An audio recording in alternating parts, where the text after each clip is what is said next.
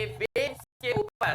तो लेवल का बिल्कुल आखिरी टॉपिक है और जनरली को बहुत ज्यादा टफ लगता है, लेकिन अगर देखना है तो बेटा थोड़ा बहुत अगर आप मैथमेटिकल इंटरप्रिटेशन रख रहे हैं, चीजों को अगर हल्का सा भी याद रख रहे हैं, तो पेपर में जो क्वेश्चन आते हैं वो बहुत ज्यादा तंग करने नहीं होते हैं, सिंपलिस्टिक फॉर्म में हमारे पास आते हैं। तो हम लोग कोशिश करेंगे मेजॉरिटी टॉपिक्स को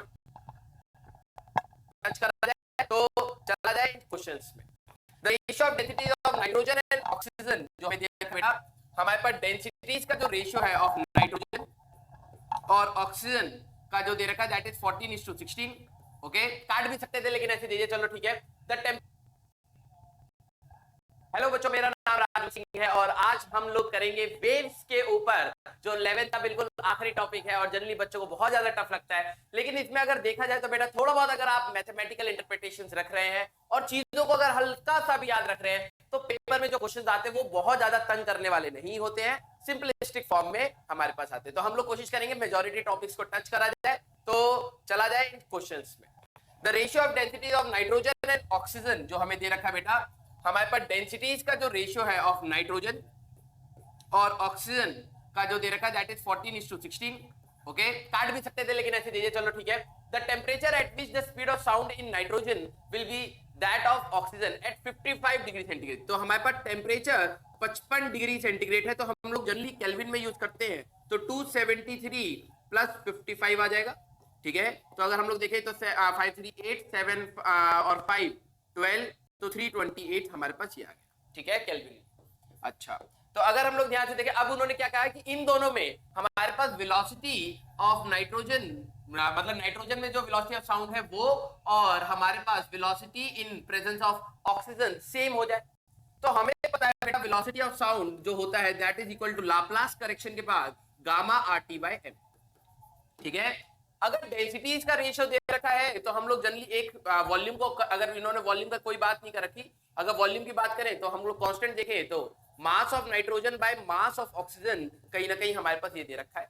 ठीक है, वेलोसिटीज दोनों की सेम है, तो मैं कह सकता हूं इफ v इज कांस्टेंट, ठीक है, इफ v इज कांस्टेंट तो हमारे पास mass is directly proportional to √T। ठीक है, ऑक्सीजन और नाइट्रोजन दोनों ही हमारे पास डायटोमिक है, गामा उनका सेम होगा। अगर मोनोएटॉमिक के केस में भी बात करें, सिर्फ एटम्स है तब भी हमारे पास सेम रहेगा, तो गामा का कोई इशू नहीं आता। तो mass is directly proportional to √T, तो यहां पर आता बेटा हमारे पास mass of nitrogen is equal to root of temperature of nitrogen upon mass of oxygen upon root of temperature of oxygen, ये आता। ठीक है, तो हमें इन दोनों का रेशियो दिया गया बेटा दैट इज 14/16। ठीक है, इक्वल टू रूट ऑफ, अगर हम लोग बात करें तो टेम्परेचर दोनों का, ठीक है, when the temperature of B same at that in oxygen at 55 degree centigrade, तो हमारे पास, ठीक है, टेम्परेचर ऑफ नाइट्रोजन, ये हमारे पास टेम्परेचर ऑफ ऑक्सीजन दे रखा है 328, तो हम लोग यहाँ पे टेम्परेचर एट नाइट्रोजन अपॉन 328 ऐसे करें। ठीक है, अगर हम लोग इसको 2 से कट कर दें तो ये हो जाएगा 7/8 और स्क्वायर कर लोगे बेटा तो 49/64 equal to temperature of nitrogen by 328। तो आप इसको आसानी से टेम्परेचर ऑफ नाइट्रोजन निकाल सकते हो और सॉल्व करने के बाद this will come out to be our 14 degree centigrade. ठीक है, तो दिस इज वेरी सिंपल। अब बात ये है कि हमारे पास, अब बात ये है कि इसमें हम लोगों ने ओवरऑल एनालिसिस क्या लगाया है, आपको उस चीज पे ध्यान देना बेटा। अगर हम लोग पूरी एनालिसिस की बात करें तो इन्होंने वेलोसिटी ऑफ साउंड का पैरामीटर्स के साथ चेंज के ऊपर पूछा गया है, तो वेलोसिटी ऑफ साउंड होता है गामा RT बाय m। ठीक है, आपको याद रखना है कि जनरली हमारे पास प्रेशर से यहाँ पे कोई लेना देना नहीं होता है। ठीक है, और ये हमारे पास type of the gas gamma पे डिपेंड करता है and generally on the temperature of the gas. ठीक है, तो उस चीज पे हमारे पास डिपेंडेंस आता है। ठीक है, तो ये है हमारे पास रिलेशन, इसको सॉल्व करोगे तो you will get 14 degree centigrade, that will be D option. चला जाए बेटा अगले क्वेश्चन पे। Okay, the equation of a wave travelling on a string, हमें एक इक्वेशन दे दिया बेटा that is equal to y equal to 4 sin, इस ब्रैकेट को हमेशा, मैं जनरली ये करता हूं बेटा, इस ब्रैकेट को हमेशा ओपन करके अंदर के साइड देखा था, तो ये हो जाएगा बेटा हमारे पास 4πt माइनस, ठीक है, अगर अंदर ले जाओगे तो πx बाय 16। ये इक्वेशन हमेशा ब्रैकेट ओपन करके रखना, इससे ज्यादा आसान रहेगा। क्यों? क्योंकि हमारे पास जनरल इक्वेशन होती है बेटा a sin और cos, यहाँ पे कुछ भी हो सकता है, omega t plus minus kx, हमेशा ये रहता है। ओमेगा की वैल्यू की अगर बात करें तो 2 पाई न्यू या फिर 2 पाई बाय टी होता है, और के की बात करोगे बेटा तो 2 पाई बाय लैम्डा होता है। तो आपको सारे पैरामीटर्स यहां से कंपैरिजन मोड से मिल जाते हैं, ठीक है। अच्छा, then the velocity of the wave, तो हमारे को पता है बेटा कि वेलोसिटी ऑफ वेव, ठीक है, ये ट्रेवलिंग वेव है तो velocity of wave omega equal to kv होता है। याद रखना, ये बहुत इंपॉर्टेंट रिलेशन है, कई बार पूछा गया। तो आपको कैसे याद रखना है, केंद्रीय विद्यालय स्कूल तो पता ही है ना, ठीक है। तो वेलोसिटी ऑफ वेव जो हमारे पास है, ठीक है, this is velocity of wave. तो अगर आपको कभी भी चाहिए तो ओमेगा इक्वल टू केवी का फॉर्मूला आपको याद रखना है केंद्रीय विद्यालय से, ठीक है। तो ओमेगा ऑन कंपैरिजन देखूं तो ओमेगा तो ये आ गया, और कहीं ना कहीं के ये आ गया, ठीक है। तो ओमेगा की बात थी बेटा तो दैट इज 4 पाई, और के की बात करोगे तो pi by 16 into velocity of wave, ये आ गया। तो ये कैंसिल आउट हो गया, 64 मीटर पर second that is velocity of wave. तो हमारे पास 64 that will be the answer. अब बात आई कि हमारे पास कौन सा पॉजिटिव है और कौन सा हमारे पास नेगेटिव है। तो ये भी ऑप्शन है, ये भी है। डायरेक्शन कैसे पता करनी है बेटा, अगर हमारे पास यहाँ पे याद रखना बेटा, if these two parameters both are of same sign, तो ये नेगेटिव एक्स एक्सिस ट्रेवलिंग है, ठीक है। और अगर ये हमारे पास अपोजिट साइन के होते हैं, अपोजिट साइन के हैं, तो हमारे पास ये पॉजिटिव एक्स एक्सिस में ट्रेवलिंग होती है, ठीक है। तो आप ध्यान से देख लेना, इससे आपको कहीं ना कहीं हमारे को ये पता लग जाएगा कि हमारे लिए यहाँ पर डायरेक्शन क्या है, ठीक है। तो अगर हम लोग डायरेक्शन की बात करें बेटा, तो देखो एक पॉजिटिव है एक नेगेटिव है, तो ये हमारे पास positive X axis travelling wave है, तो आंसर विल बी डी। आपको यहां से पता लगाना होता है, कोई पंगा बेटा यहाँ पर। तो अगर मैं इसको एनालाइज करूं बेटा कि इसका हमारे पास ओवरऑल रिजल्ट क्या है, तो आपको यहाँ पे ध्यान रखना है, कभी भी कोई वेव की इक्वेशन आपको मिले कभी भी, तो वो डिफरेंट फॉर्म्स में देंगे। टाइम के साथ हमेशा ओमेगा होता है, तो पहले ब्रैकेट्स को ओपन कर लेना। कुछ बच्चे यहीं पे ओमेगा निकाल लेते हैं, दैट इज 8, नहीं कभी नहीं, पहले पूरे को ओपन कर लो। टी के साथ ओमेगा होता है, एक्स के साथ के होता है, के की वैल्यू होती है हमारे पास बेटा 2 पाई बाय लैम्डा, तो वेवलेंथ यहां से आ जाता है। ओमेगा अगर आपको निकालना है तो वहां से टाइम पीरियड और फ्रीक्वेंसी आ जाता है, ठीक है। Velocity of wave is equal to omega equal to Kendriya Vidyalaya, वहां से आप निकाल सकते हो। और अगर दोनों का साइन सेम है तो नेगेटिव एक्स एक्सिस में ट्रैवलिंग है, और अगर ये अपोजिट साइन है तो पॉजिटिव एक्स एक्सिस में। तो हमारे पास यहाँ पर इसका आंसर डी ऑप्शन आपको मिलेगा, ठीक है। चला जाए बेटा अगले क्वेश्चन पे। If the amplitude of the wave at a distance r from a point source, मान लो बेटा हमारे पास एक पॉइंट सोर्स है, और ये कहीं ना कहीं वेव ऑप्टिक्स में भी आएगा। अगर मान लो एक पॉइंट सोर्स है, इधर से हमारे पास वेव निकली, और किसी r डिस्टेंस पे अगर इसका एम्पलीट्यूड a है, ठीक है, दिस इज द एम्पलीट्यूड, तो हमें ये बताना है कि इसी से 2r की डिस्टेंस पे एम्पलीट्यूड क्या होगा, यहां से 2r के डिस्टेंस पे एम्पलीट्यूड क्या होगा। ये बहुत आसान सी चीज है, इंटेंसिटी के टर्म्स में हम लोग रिलेट कर सकते हैं। इंटेंसिटी होता है बेटा that is power of the source, power of source, इसके ऊपर इस टाइप के क्वेश्चन कई बार आए हैं, upon area of wave front, area of wave front, ठीक है, एरिया ऑफ वेव फ्रंट। तो जरा यहां पर ध्यान से देखना, मैं इसको थोड़ा सा वेव ऑप्टिक्स के टर्म में भी बता दूं कि बेटा अगर हमारे पास जो ये बल्ब है, मान लो कि मेरे पास एक पॉइंट सोर्स एक बल्ब है, जब लाइट निकलती है तो लाइट हमेशा बाहर की डायरेक्शन में निकलेगी। तो एक पहला जो अगर हम लोग वेव फ्रंट बनाए तो वो स्फेरिकल मिलेगा, फिर थोड़ी देर बाद फिर स्फेरिकल मिलेगा, फिर स्फेरिकल मिलेगा। तो कहीं ना कहीं इसका जो वेव फ्रंट आने वाला है, ठीक है, जो इसका वेव फ्रंट आएगा, ठीक है, दैट विल बी स्फेरिकल, ठीक है, सर्कल नहीं स्फेरिकल, ओके। तो अगर मेरे को यहां पर इससे r डिस्टेंस पे यहां पे इंटेंसिटी लिखनी है, तो इंटेंसिटी होती है पावर ऑफ द बल्ब, हो सकता है 50 वाट का हो, 100 वाट का हो, 200 वाट का हो, जो भी है। तो this is the power of the bulb upon area. आधे बच्चों को एरिया नहीं समझ आता, एरिया ये वाला एरिया की बात होती है बेटा, area of the wave front. तो यहां पर अगर मैं एरिया देखूं तो ये आएगा 4 पाई r स्क्वायर, ठीक है। तो उन्होंने यही तो चीज दे रखी थी कि यहाँ पे इसका एम्पलीट्यूड इज a और इंटेंसिटी होता है बेटा k a स्क्वायर, ठीक है। तो अगर हम लोग देखें तो k a square is equal to p naught upon 4 pi r square, ये आ गया पहला रिलेशन।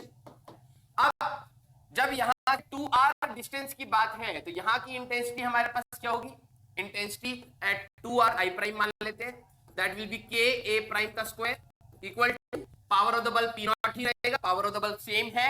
और इस बार जो वेव फ्रंट बनेगा बेटा हमारे पास, इस बार जो वेव फ्रंट बनेगा that will B of 2r radius, ठीक है, ये हमारे पास 2r, ओके। तो ये हो जाएगा बेटा 4 पाई इंटू 4r स्क्वायर, ठीक है। दोनों का रेशियो ले, तो हमारे पास अगर हम लोग देखें तो के ए प्राइम का square equal to P naught upon 4 pi 4r square, और के ए स्क्वायर इसका P naught upon 4 pi r square. तो हमारे पास जो जो चीजें कैंसिल आउट होंगी उनको हम लोग कट कर लेते हैं। के से के कैंसिल आउट हुआ, P naught 4 pi r square.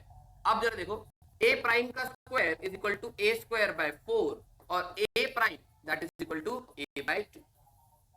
Intensities का भी पूछा गया है कि अगर r डिस्टेंस पे इंटेंसिटी x है तो 2r पे कितनी होगी, 3r पे कितनी होगी, तो वो आपको यहां से ध्यान रखना है, ठीक है। तो that will be a by 2। तो अगर हम लोग ऑप्शन देखें बेटा अपना, ठीक है, तो that will be C option. I hope आपको ये चीज क्लियर होगी।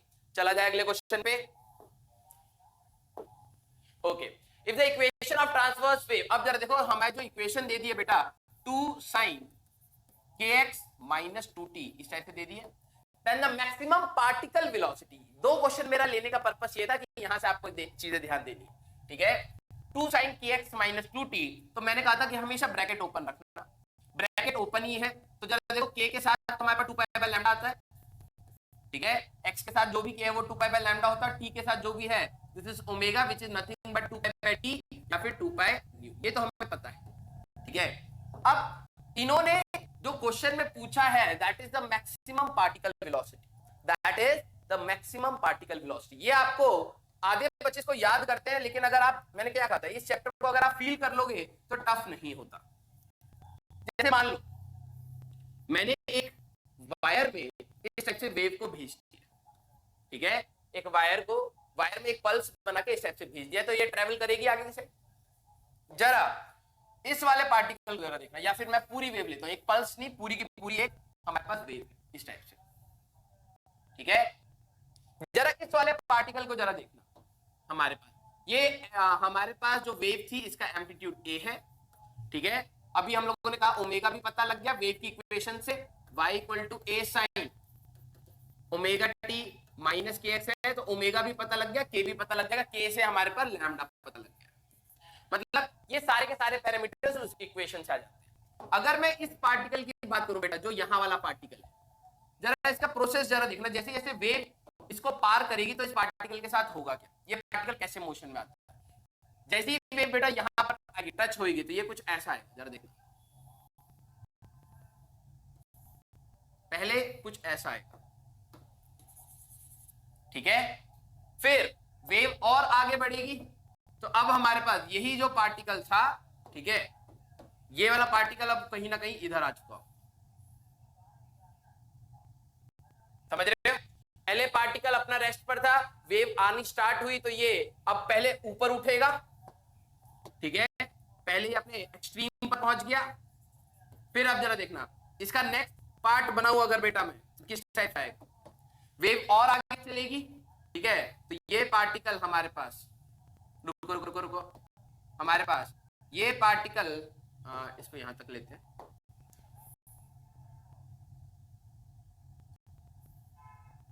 क्योंकि आपको ये पूरा प्रोसेस स्लो स्लो समझ आएगा, तभी आप इस चीज को समझ पाओगे कि पूछ क्या रहा है। ये पार्टिकल यहां पर आ गया, ठीक है।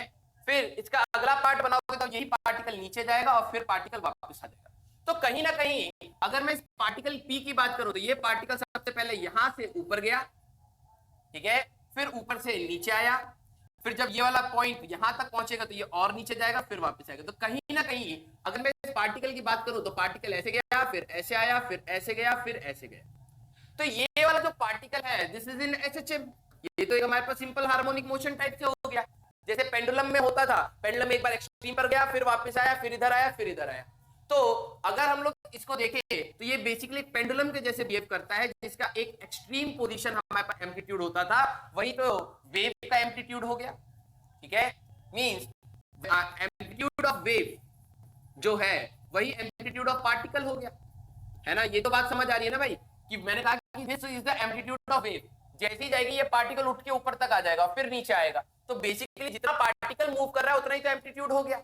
अच्छा, और जरा ध्यान से देखो, ओमेगा हमें देता था 2π/t ऑफ वेव, ये टाइम ऑफ वेव है ना, क्योंकि ओमेगा जो है वेव की इक्वेशन से निकाल रहे हैं, that is the time of wave. अब जरा देखना, ये मतलब पूरी वेव का जो टाइम है दैट इज टी। अब जरा देखना, यही टाइम पीरियड पार्टिकल का भी है। क्यों? जैसे जैसे वेव यहाँ पे t = 0 जैसे मान लो, जैसे जैसे हमारे पास पार्टिकल ऊपर गया तो वेव यहाँ तक आ गई, फिर ये वापस आ गया यहाँ पर, जरा देखो आधी वेव निकल गई, मींस t/2 हो गया।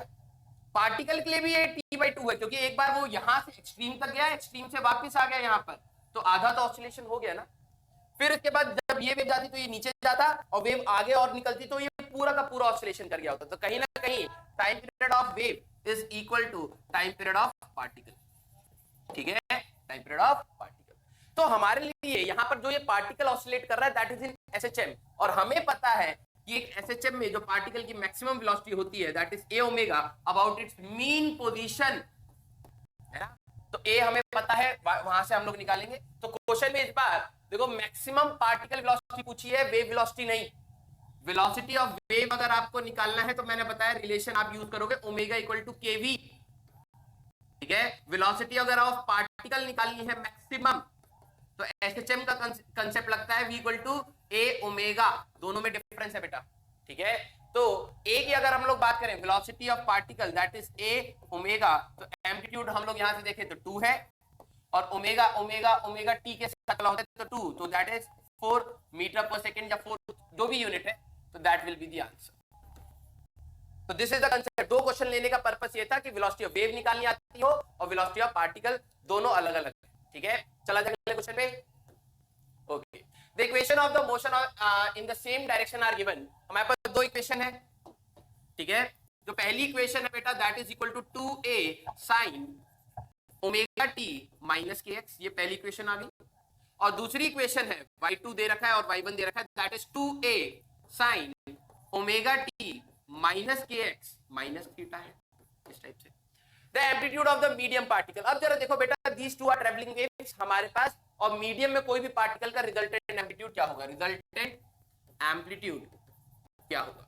तो यहां पर आपको कहीं ना कहीं बेटा अगर हम लोग बात करें तो इंटरफेरेंस में आपको पता होगा। जरा देखो, हमारे पास जब दो वेव्स पहुंचती थी, ठीक है, तो उनके बीच में कुछ पाथ डिफरेंस अगर है x, तो उसकी वजह से फेज डिफरेंस आता था, phase difference that is pi या फाई।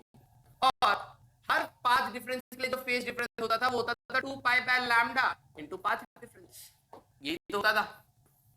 अगर मैं इन दोनों इक्वेशंस को अगर मैं ध्यान से देखूं बेटा, अगर एक इक्वेशन है y equal to a1 sin omega t कुछ करके, और दूसरी इक्वेशन आ जाएगी a2 sin omega t plus minus phi, हमारे पास यहाँ पर आपको ध्यान देना है, तो दोनों के बीच में एक फेज डिफरेंस होता था।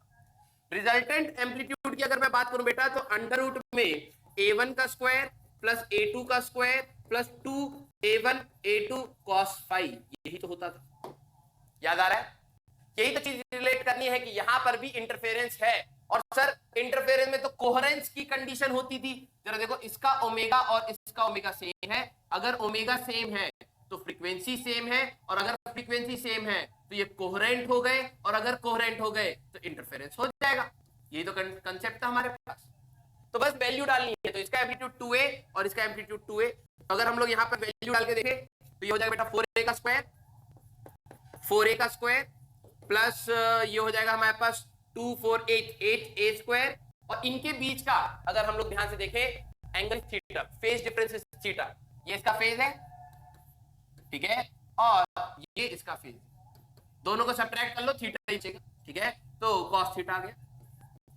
अब अगर हम लोग देखें 8a स्क्वायर ये भी है, 8a स्क्वायर ये भी है, तो अंडर रूट में हमारे पास तो ये आ जाएगा 8a स्क्वायर, जरा देखो 8a स्क्वायर 8 कॉमन ले लोगे इंटू 1 प्लस cos थीटा, और आपको पता होगा कि हमारे पास 1 plus cos theta half angle फॉर्मूले में ये आ जाएगा हमारे पास 2 cos स्क्वायर थीटा बाय 2, ये हो जाएगा 16a square cos square theta by 2। अब तो आसान हो गया यार, अब तो आसान हो गया। रूट ले लो 4a cos थीटा बाय 2, ये वेक्टर्स का ही रिजल्ट है बेटा, 4a cos थीटा बाय 2 ये वेक्टर्स का ही रिजल्ट है हमारे पास, ठीक है। when two amplitudes are equal 2p cos theta by 2 हमारे पास होता है, उसी का ही एनालिसिस है। तो C option that will be the answer, चला जाए अगले क्वेश्चन पे।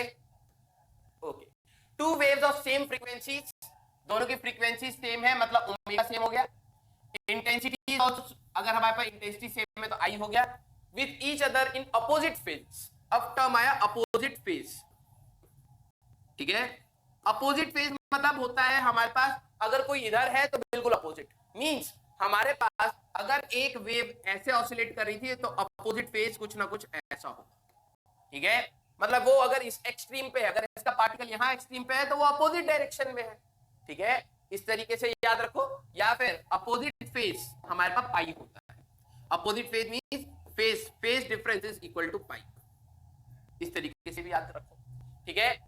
अब सुपर इंपोज हो रहे तो रिजल्टेंट इंटेंसिटी, तो तब तो अभी तो देखा था हम लोगों ने, resultant intensity equal to I1 plus I2 plus 2 root I1 I2 cos pi होता था, है ना। तो हो तो गया, दोनों की फ्रीक्वेंसी सेम है तो मतलब कहीं ना कहीं इंटरफेरेंस होगा, तो इंटरफेरेंस का फॉर्मूला लगा सकते हैं। और अगर हम लोग देखें इंटेंसिटी दोनों की सेम है तो ये हो जाएगा बेटा I प्लस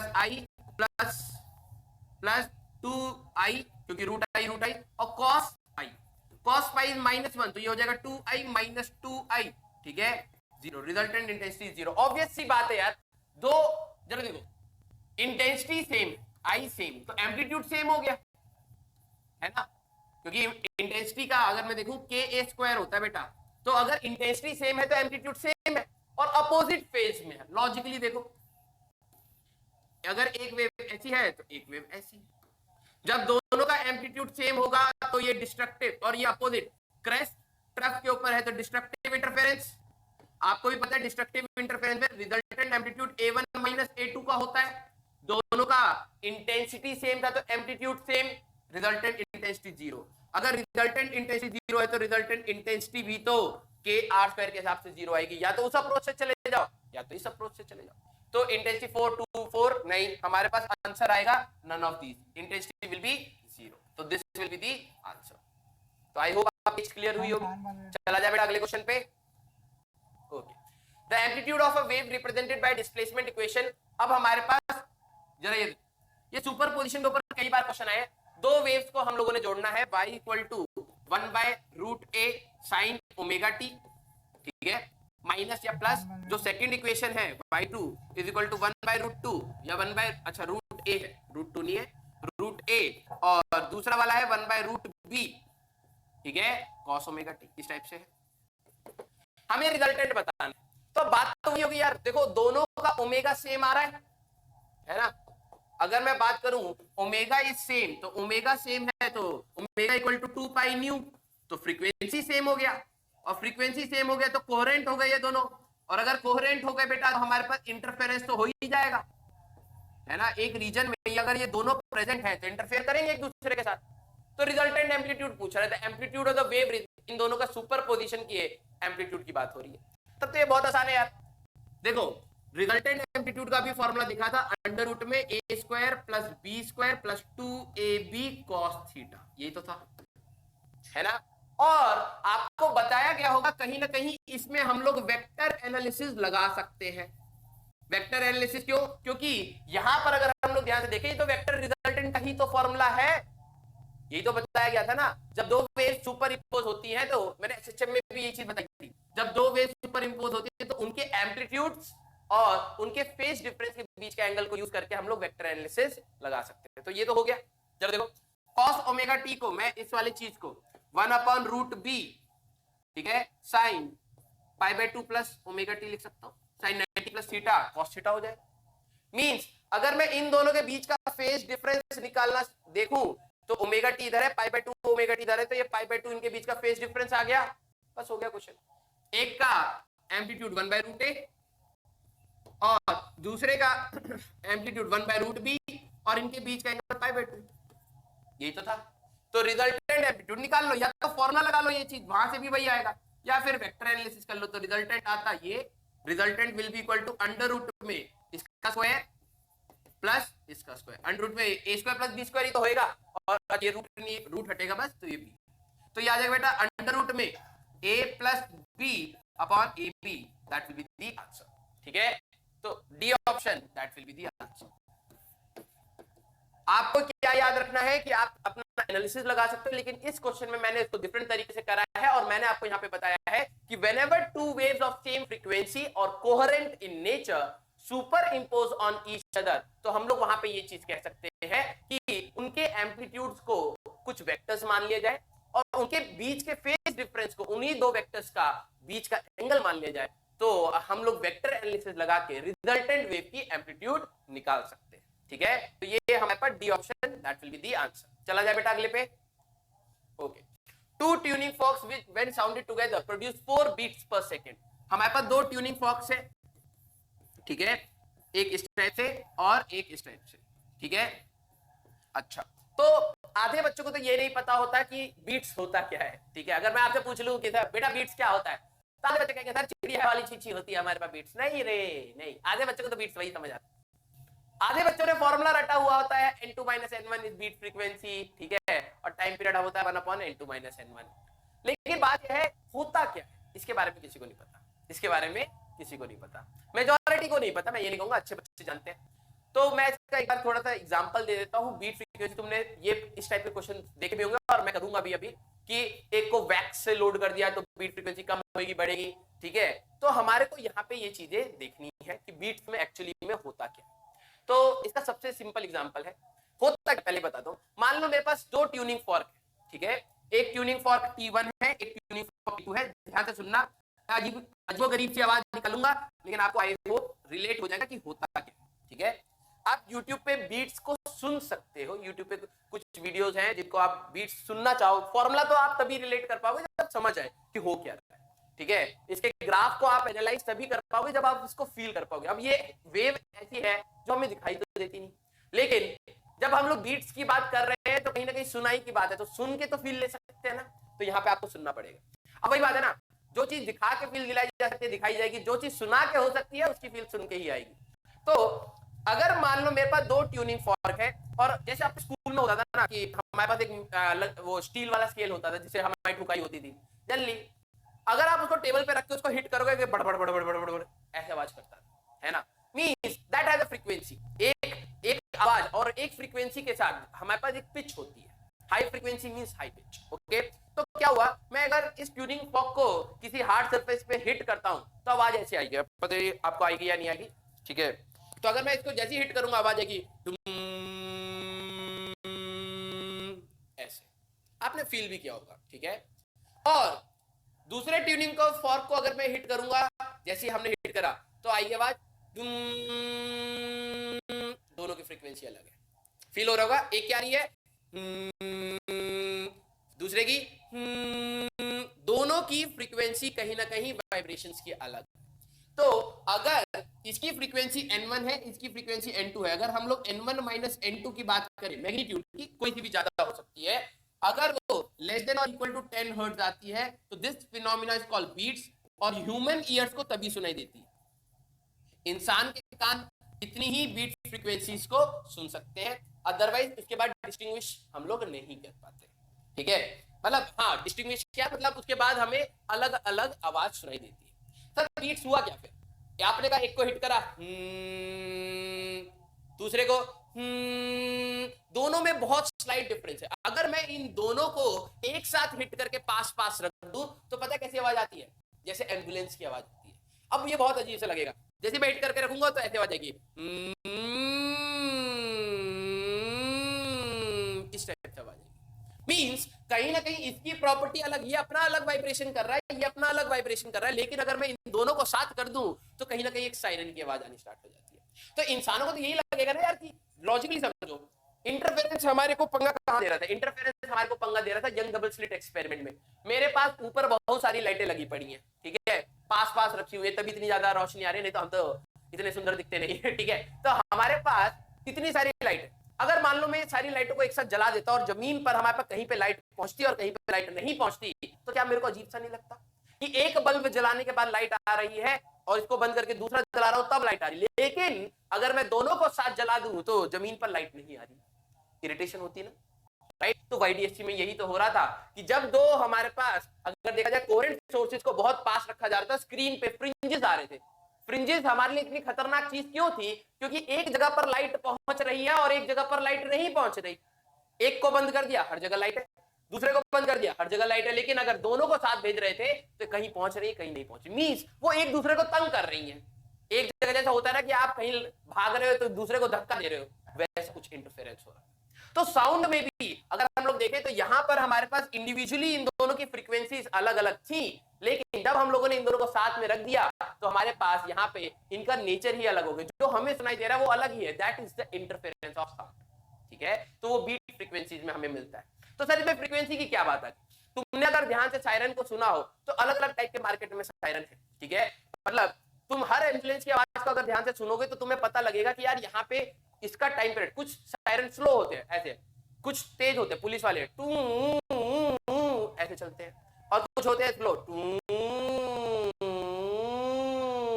बेसिकली यहां पर जब हाई पिच और लो पिच आ रहा है या फिर एक दो हाई के बीच का जो हमारे पास टाइम पीरियड है दैट इज डिफरेंट।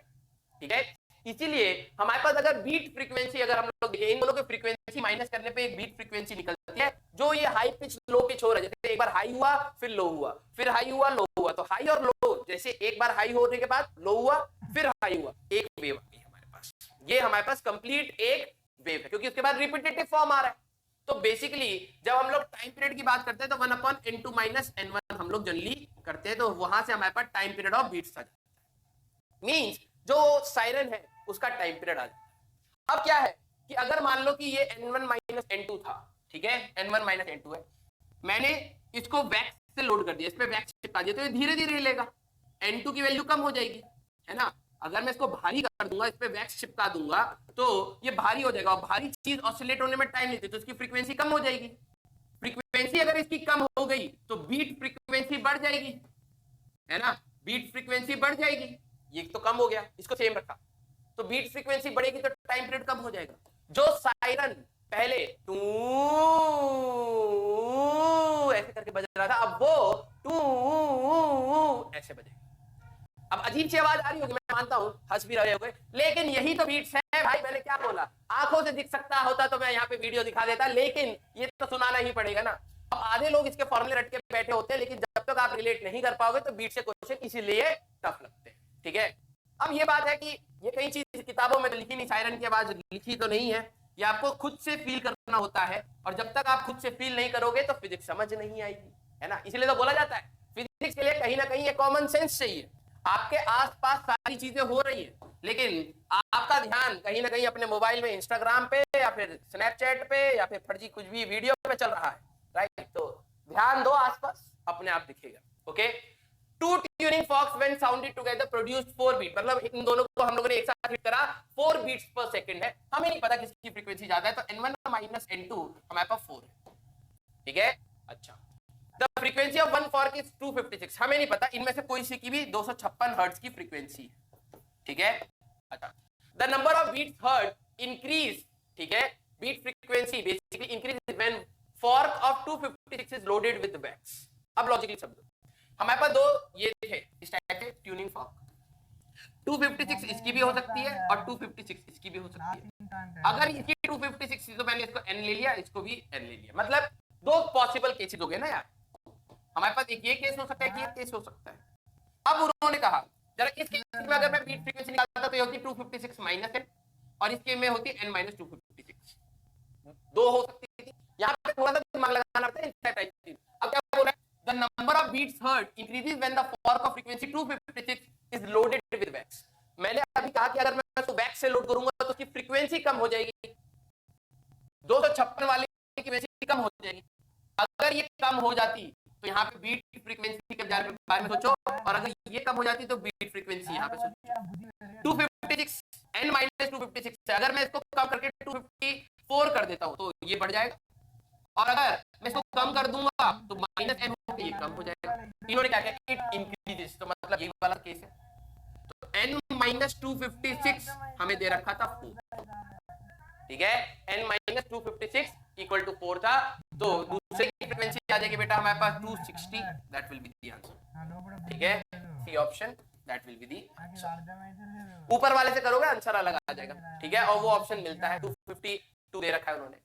कैसे करा मैं दोबारा बता रहा हूँ, इन्होंने कहा कि जो हमारे पास 256 हर्ट्ज की थी उसको वैक्स कर दिया, वैक्स कर दिया तो फ्रीक्वेंसी कम हुई, उसकी वजह से बीट फ्रीक्वेंसी हमारे पास बढ़ गई, ओवरऑल बढ़ जाना चाहिए। तो n-256 अगर मैं इसको कम करूंगा तो ये कुछ वैल्यू है, ठीक है, इसमें से कम वैल्यू घटेगी तो बीट फ्रीक्वेंसी बढ़ जाएगी, तो मतलब ये वाला केस होना चाहिए, ठीक है। तो इसलिए हमारे पास n=260 that will be the answer. तो आई होप आपको ये चीज समझ आई होगी। चला जाए अगले क्वेश्चन पे। टू ट्यूनिंग फॉक्स है फ्रीक्वेंसी 450, एक ट्यूनिंग फॉक्स की फ्रीक्वेंसी है बेटा 450 हर्ट्ज की और दूसरे की है हमारे पास 454 हर्ट्ज की। On sounding this forks together the time interval between successive maximum intensities, मैंने कहा था ना कि एक बार मैक्सिमम होता है और एक बार मिनिमम होता है, फिर ऐसे होता है, और आपने ये शायद इस टाइप से देखा होगा,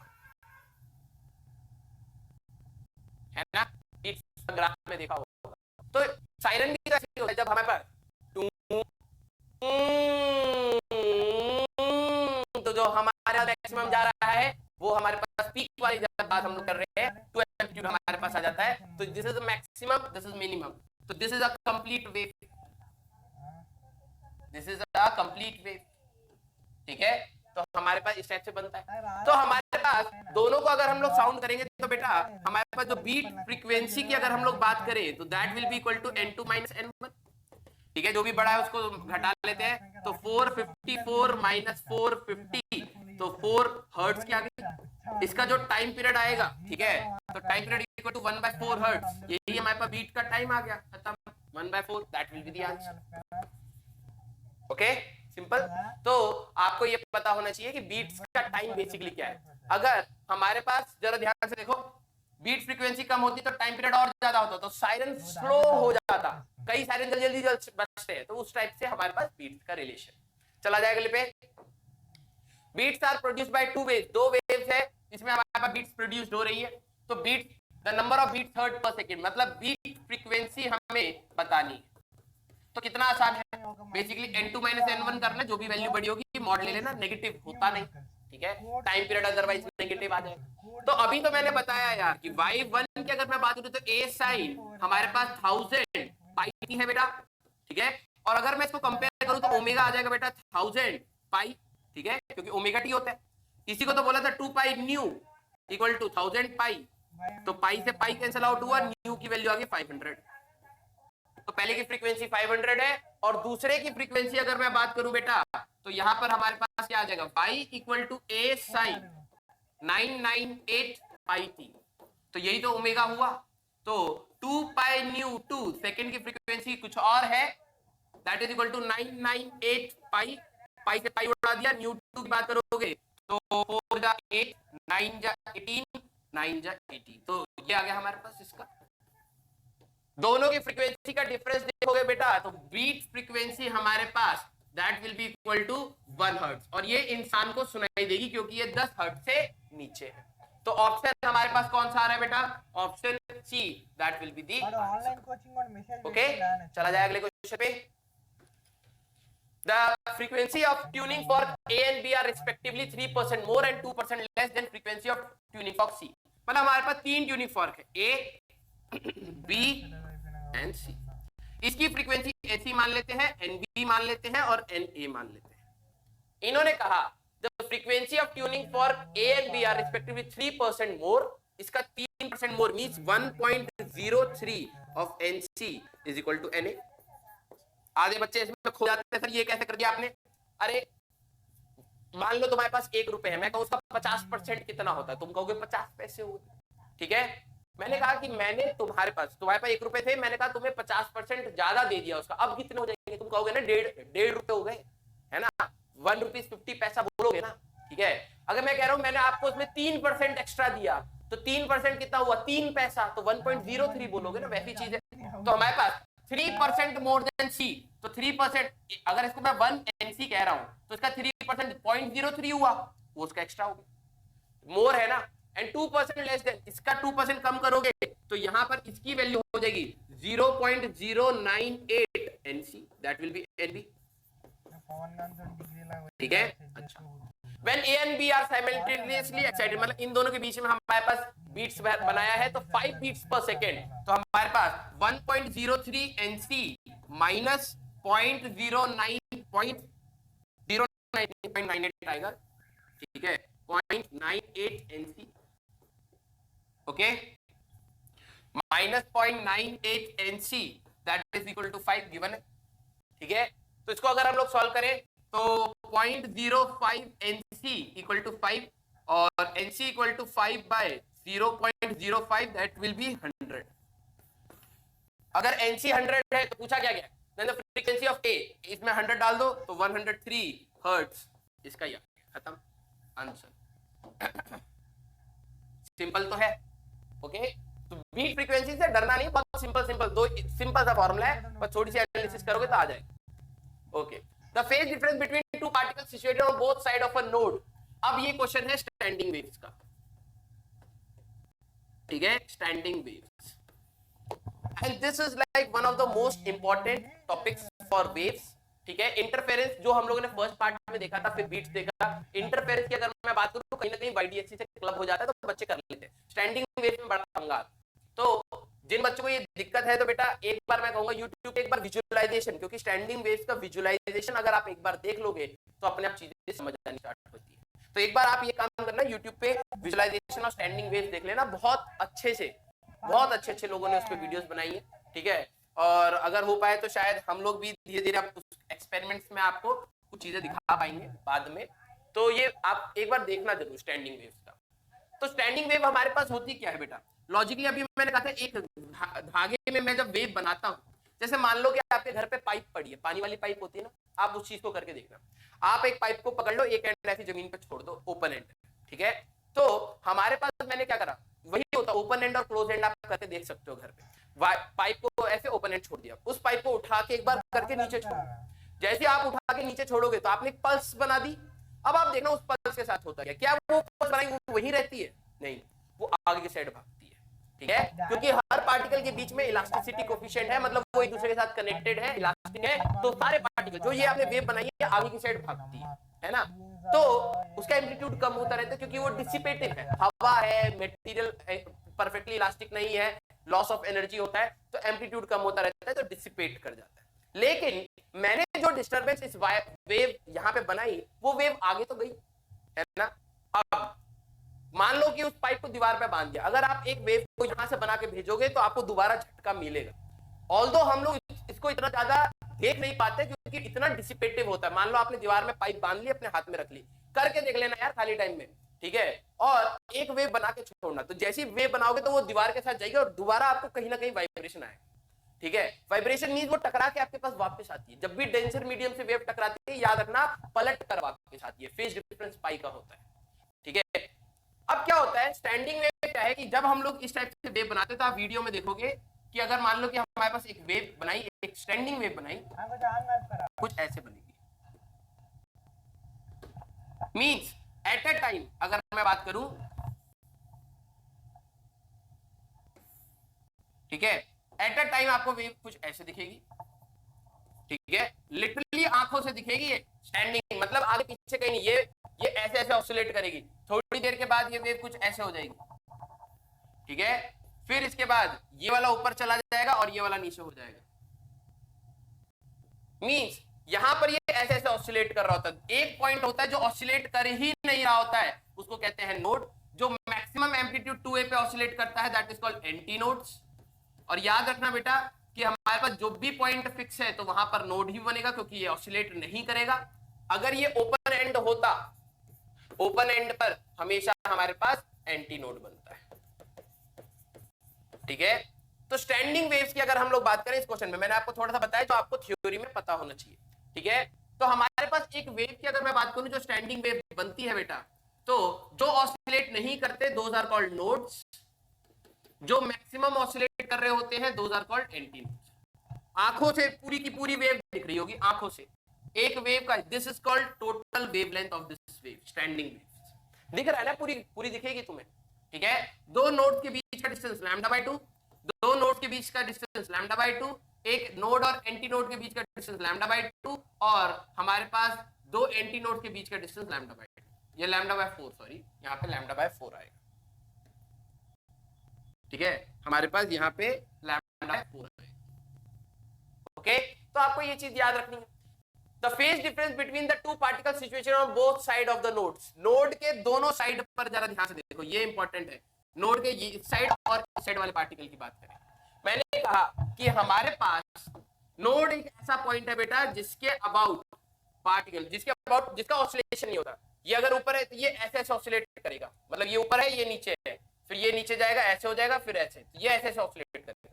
मींस अगर ये इधर जा रहा होगा तो ये इधर जा रहा होगा, देखो ये इधर आके दोनों पार्टिकल इधर इधर हो जाएंगे, फिर उसके बाद ये नीचे चला जाएगा और ये ऊपर हो जाएगा। तो कहीं ना कहीं आप देख सकते हो they are in opposite phases.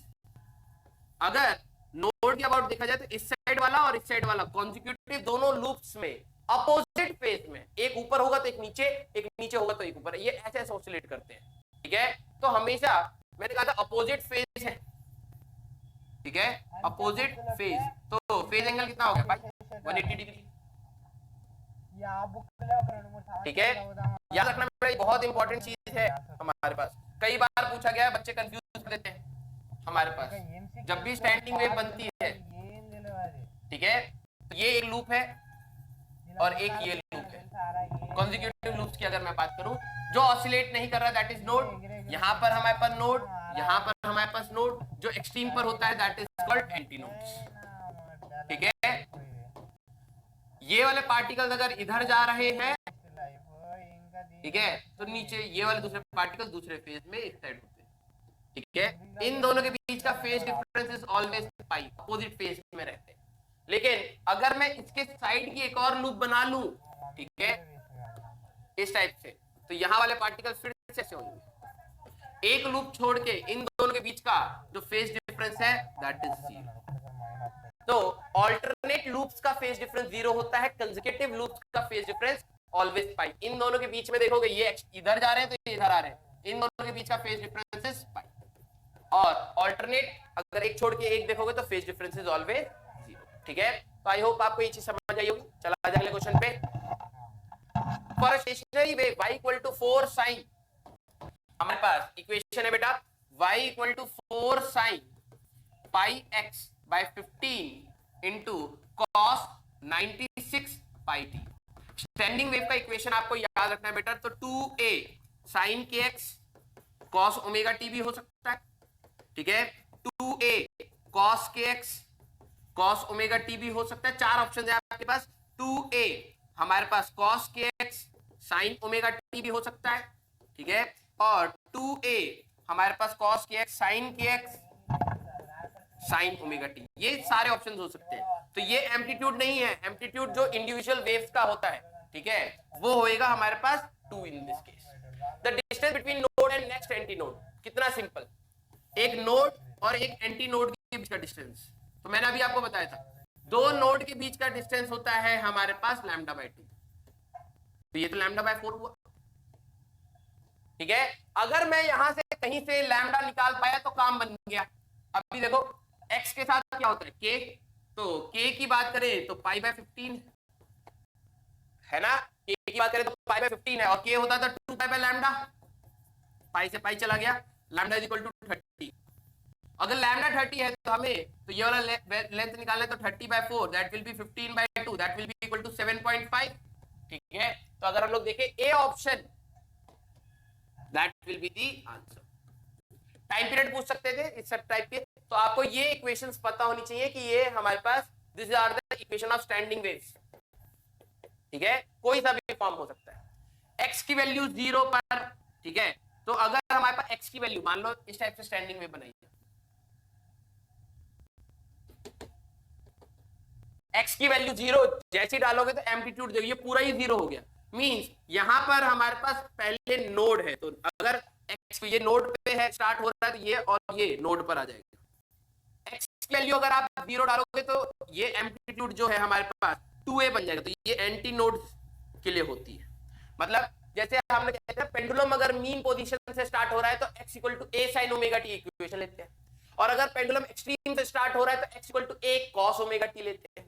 वैसे ही हो सकता है कि हमारे पास जो स्टैंडिंग में बनाई गई x इक्वल टू 0 पे यहाँ पे नोड भी हो सकता है, और हो सकता है x equal to antinode भी हो सकता है, तो उसके हिसाब से इक्वेशंस हमारे पास ये होती है, आप चेक करके लिख सकते हो। ओके, चला जाए बेटा अगले क्वेश्चन पे।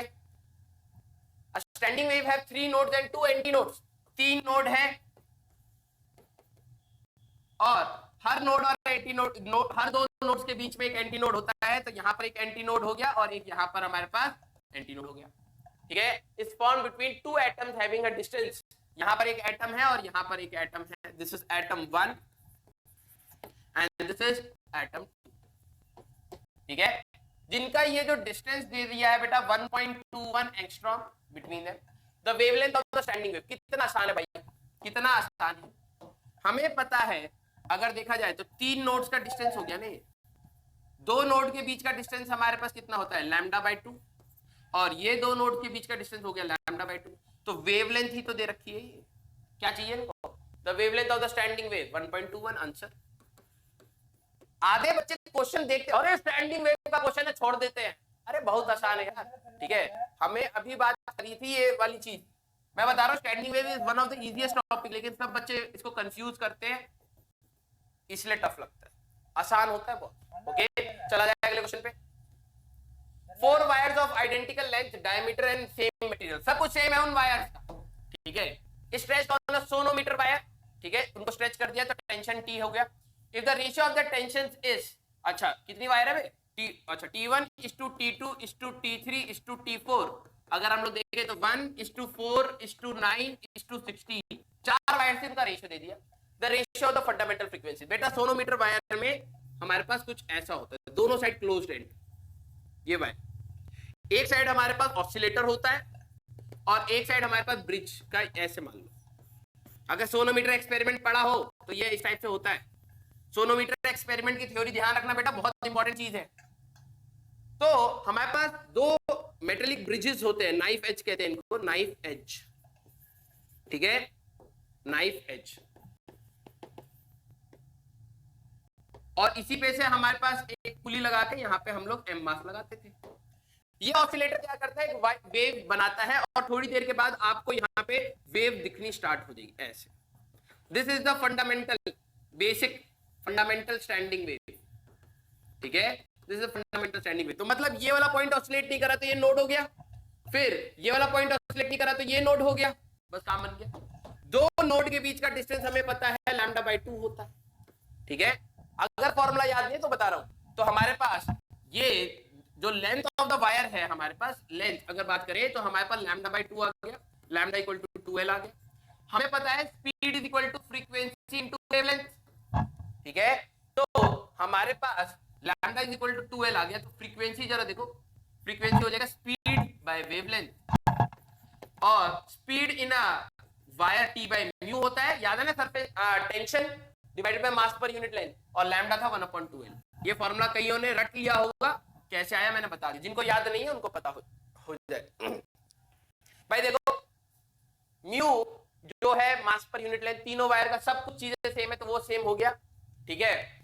और हमारे पास लेंथ भी उन्होंने कह दिया आइडेंटिकल लेंथ, सब कुछ सेम है, तो देखा जाए frequency is directly proportional to √T। अगर मैं इनका रूट ले लूं तो √T1 √T2 √T3 √T4, याद आएगा बेटा 1:2:3:4, और यही तो कहीं ना कहीं हमारे पास फ्रीक्वेंसीज के रिलेशन में, तो ν1:ν2:ν3:ν4, अगर हम लोग देखें 1:2:3:4, तो हमारे पास कौन सा ऑप्शन आ रहा है, D option, that will be the answer, खत्म, ठीक है। तो प्लीज मेरा ये क्वेश्चन उठाने का पर्पस ये था कि सोनोमीटर की थ्योरी ढंग से रिवाइज कर लेना, that is one of the most important topics जो जनरली पूछा गया है, बहुत बार पूछा जाता है, बच्चे लेके छोड़ देते हैं, ठीक है, आसान होता है। If the length of the stretch wire is shortened by, ठीक है, 40% एंड द टेंशन इज, मतलब हमारे पास लेंथ को हम लोगों ने शॉर्टन कर दिया, ठीक है, means final length is less than initial length, और कितना शॉर्टन किया 40%, तो क्या मैं फाइनल लेंथ को कह सकता हूं वो 60/100 ऑफ इनिशियल होगा, भाई 40 से घटा दिया ना, तो अब बचा कितना 60, ठीक है। तो ये अगर आप देखो तो 0 0, ये हो जाएगा 3/5 of L initial, that is L final, आ गया, okay. And tension is increased by 44%, तो नया जो टेंशन होगा, टेंशन फाइनल, भाई पहले अगर मान लो हमारे पास 100 था, तो अब हमारे पास कितना हो गया 144 हो गया होगा, 44% बढ़ा, ठीक है। अगर हम लोग 2 से काटना चाहें तो हमारे पास ये हो जाएगा 7 या 7 टू 42 और 50। इसको अगर हम कटें 3 टू 6, ठीक है, 1 टू 6 और 25, तो 36/25 of T initial that is T final. Okay, ये आ गया। Then the ratio of final and initial fundamental frequency. अभी फंडामेंटल फ्रीक्वेंसी निकाली थी बेटा 1/2L अंडर रूट में टी बाई म्यू, ठीक है। तो हमारे पास लेंथ और फाइनल अगर हम लोग देखें, ठीक है, तो the ratio of final and initial fundamental frequency, तो इनिशियल तो यही होती है जब इनिशियल पैरामीटर्स होते हैं, और फ्रीक्वेंसी फाइनल की बात करोगे तो 1/2L f अंडर रूट में T F upon mu. Wire तो चेंज नहीं करा ना, ठीक है, तो ये आ गया। तो न्यू 1 बाय न्यू एफ अगर मैं बात करूं, इनिशियल फाइनल बाय इनिशियल है ना, तो new final by new initial, तो ये हो जाएगा न्यू फाइनल है एल एफ, ये हो जाएगा एल आई, क्योंकि इनवर्सली प्रोपोर्शनल टू लेंथ है, और डायरेक्टली प्रोपोर्शनल अंडर रूट में T F by T I, तो L I by L F, ठीक है। अगर हम लोग देखें तो यहां से L I by L F, तो ये हो जाएगा 5/3, तो यहां पर आ गया 5/3, और T F by T I that is 36/25, तो 6/5 कट गया 2, तो 2:1 हमारे पास, that will be the answer. I hope आपको ये चीज समझ आई होगी, ठीक है। तो ये वाला पैरामीटर होता है ना, 44% बढ़ा दिया, 30% घटा दिया, तो उसको ध्यान से कर लो, उसके बाद तो फॉर्मूला भेज रहे रेशियो लेना था। ओके, चला जाए बेटा अगले क्वेश्चन पे। अ ट्यूब क्लोज्ड एट, ठीक है, a tube closed eight one and, मान लो कि हमारे पास एक ऑर्गन पाइप है। आधे बच्चे ऑर्गन पाइप नहीं समझ पाते, ऑर्गन पाइप आपके लिए फ्लूइड होती है, बांसुरी, ठीक है। अगर दोनों साइड की ओपन, आप ध्यान से देखो, बांसुरी के एक एंड पे आप फ्रीक्वेंसी जनरेट करते हैं, दूसरे एंड ओपन, दूसरा एंड ओपन होता है बांसुरी में, और बीच में होल्स होते हैं, तो आप जब उनको प्रेस करते हो तो length of the tube change होती है। सारे होल्स बंद कर दोगे तो लेंथ हमारे पास बढ़ जाएगा, क्योंकि यहाँ पे ऑसिलेशन होएगा। तो बेसिकली जब हम लोग बांसुरी में बेटा लेंथ चेंज करते हैं तो फ्रीक्वेंसी पे इंपैक्ट आता है, इसीलिए हमारे पास बांसुरी में डिफरेंट मेलोडीज हम लोग क्रिएट कर पाते हैं, ठीक है। कुएं की बात करी जाए, अगर आप कुएं में अगर आप बोलते हो तो आपकी आवाज जाती है, राइट, तो बेसिकली वो एक closed end organ pipe type से है, वहां पे भी हमारे पास वॉल्यूम बढ़ जाती है, कई बार दूसरी आवाज वहां पर, राइट। तो tube closed eight one and and containing, अरे भाई बैटरी तो है ना, पता लगे हम बोले जा रहे और आवाज ही ना जा रही कतई है, बैटरी है, ठीक है। हाँ, a tube closed at one end containing air is excited, ठीक है, एक्साइटेड बने, it produces a fundamental load of frequency, मतलब फंडामेंटल कैसे बनेगी, मैंने कहा था ओपन एंड, ये ओपन एंड है, ओपन एंड पे हमेशा बनेगा एंटी नोड, और क्लोज्ड एंड यहाँ पे बंद है तो हमेशा बनेगा नोड, ठीक है।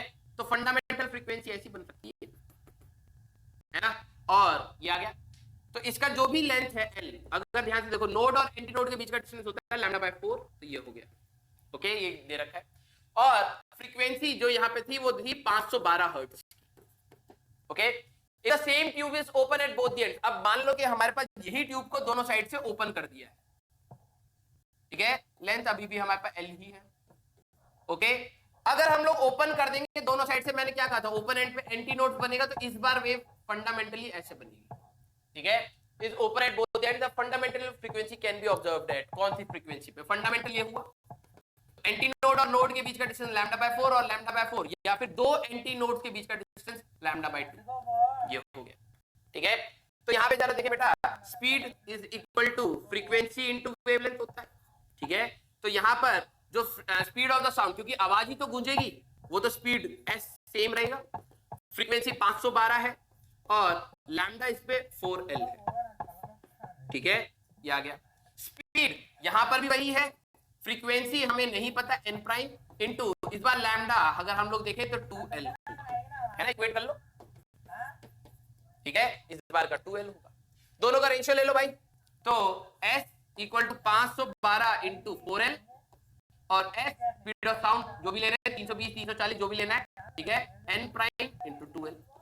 तो अगर हम लोग देखें ये कैंसिल आउट हो जाएगा, और 2 से ये कैंसिल आउट हो जाएगा, L कैंसिल आउट हो जाएगा, n prime is equal to 512 into 2, तो ये आ जाएगा 4 2 1 0 1024, that will be the answer, ठीक है। तो ऑर्गन पाइप्स में भी हमारे पास कहीं ना कहीं स्टैंडिंग वेव बनती है। चला जाए बेटा अगले पे, इन अ रेजोनेंस पाइप, ठीक है, ये एक हमारे पास एक्सपेरिमेंट होता है बेटा, resonance tube experiment, this is also very important, resonance tube experiment, ठीक है, प्लीज इसको एक बार जरूर थ्योरी में रिवाइज कर लेना, कई बार क्वेश्चन आए हुए हैं। Okay, in a resonance tube pipe the first and second resonance are obtained at इतना इतना centimetre but will be the end correction. ठीक है, आधे बच्चे इसको भूल जाते हैं क्योंकि बहुत छोटी सी चीज है, आओ जरा समझाता हूं। There is a experiment called resonance tube. ठीक है, रेजोनेंस ट्यूब एक्सपेरिमेंट। और अगर मैं इसमें बात करूं बेटा, तो हमारे पास इस तरह से एक लंबी सी ट्यूब होती है, इसको हम लोग फिक्स कर देते हैं। ठीक है, इसको हम लोग हिलने नहीं देते। और इससे नीचे हमारे पास एक फ्लेक्सिबल सी ट्यूब होती है, इस टाइप से एक फ्लेक्सिबल सी ट्यूब होती है, और इसके सेम लेवल पर हमारे पास इसका फनल होता है इस ट्यूब का। ठीक है, इसके अंदर हमारे पास पूरा का पूरा पहले पानी भरा होता है, जरा ध्यान से देखना, पहले के पहले पूरा पानी भरा होता है, इसमें पानी भरा होता है।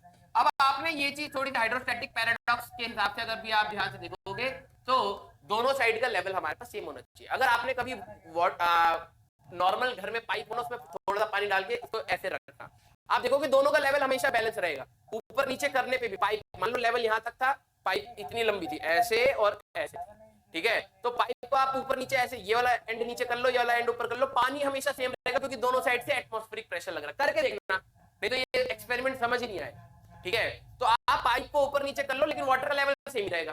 मैं पाइप को नीचे नीचे लाते लाते जैसे करूंगा ना, एक एंड पर इस साइड से जैसे मैं इसको नीचे ले जाऊंगा तो पानी यहाँ से ओवरफ्लो होना स्टार्ट होगा, तो लेवल दोनों का एक साथ कम होगा। मतलब मैं जैसे इसको नीचे लाऊंगा तो पानी यहाँ से गिरेगा, मतलब पानी का लेवल यहाँ से गिरेगा क्योंकि ओवरफ्लो होता चला जाएगा। ठीक है, तो ये था। अब होता क्या है कि हम लोग इस एक्सपेरिमेंट में कहीं ना कहीं एक ट्यूनिंग फॉर्क लाके यहाँ पे हिट करते हैं और इसको नीचे करना स्टार्ट करते हैं। जैसे ही मैं इसको नीचे करना स्टार्ट करूंगा तो पानी का लेवल गिरता रहेगा गिरता रहेगा गिरता रहेगा और आवाज गूंजनी स्टार्ट हो जाएगी। जैसे अपने हम फू मारते तो आवाज गूंज जाती है ना, स्कूल में क्लास में करते थे ना, वही चीज है। तो अब जरा देखो इन्होंने क्या कहा कि हमारे पास resonance pipe the first and second, पहला और second resonance are obtained at depth 22.7 70.2। पहला है 22.7 और फिर 70.2।